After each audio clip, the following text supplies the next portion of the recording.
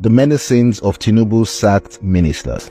After spending weeks away from the country, President Tinubu came back with a bag full of violence.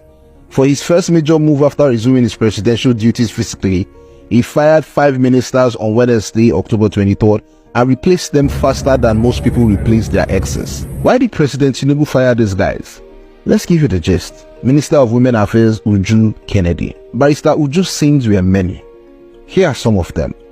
She threatened the victim of sexual assault.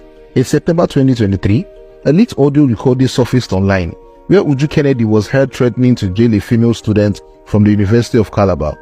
This was particularly insensitive because the student was among those who had spoken out against UNICAL's suspended Dean of the Law Faculty, Professor Cyril Indifon, for sexual harassment. She ended up apologizing a few days later after a group of over 500 women's rights activists demanded a public apology from her for working against the interests of women in Nigeria. She said she didn't need to do anything to promote female inclusion and governance. During an interview with Arise TV, Uju was asked what policies should be implemented to promote female participation in governance under the Tinubu-led administration.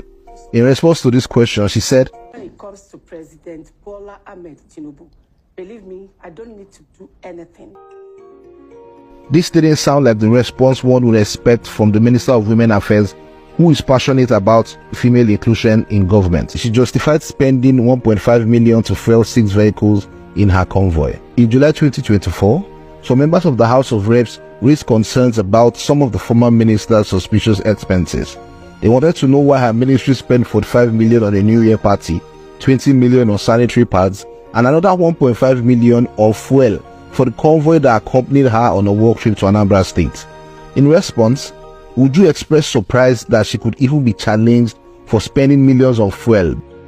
She started a petition to end the mass marriage of orphans and retracted it. In May 2024, Uju Kennedy took the Speaker of the Niger State House of Assembly, Abdul Malik Sarkindaji, to court after he decided to marry off 100 orphans to help reduce the orphan struggle. In what would have been recognized as one of her most commendable moments in office, Uju stood her ground and insisted that the mass marriage wouldn't hold. A few days later, she took 3 steps back and agreed with the Speaker. The orphans were married off despite heavy criticism from Nigerians. Minister of Education Tahir Mamman. Minister Mamman also had issues. He banned under 18 from tertiary institutions. On July 18, 2024, during the policy meeting of the Joint Admissions and Matriculations Board (JAMB), Mamman announced that students under the age of 18 would no longer be given admission into tertiary institutions in the country.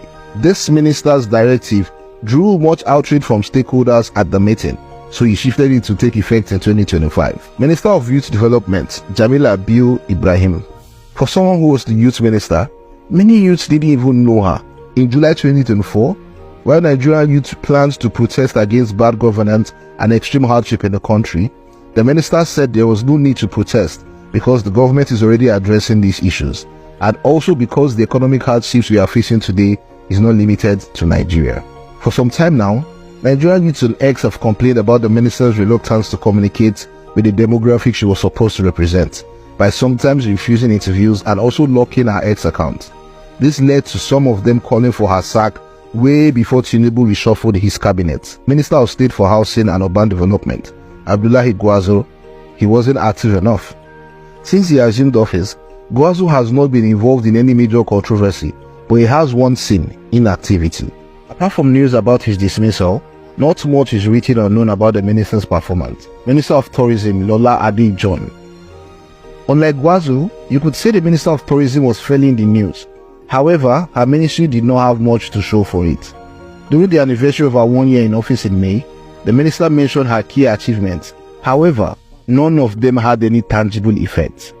On a different occasion on October 7th, the minister hinted at the poor budget as the reason why her office was not doing all